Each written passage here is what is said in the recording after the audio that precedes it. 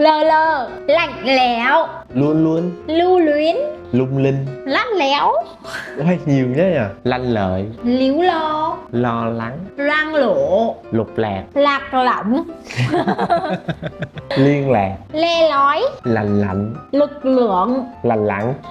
la làng, Lai làng. Lai láng. luồn lách, Hay vậy trời. Lây lan. lấn lướt,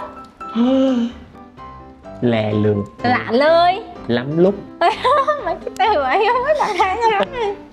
Mấy cái từ anh nó hơi nổi loạn một tí thôi. Lá lách, lá lá, Ôi, lâu lè. lu lú, Lu lú là cái gì? Lu lé lú. lé. Lè lé này. Rồi sai. Bùm. Anh nói thử mình từ coi.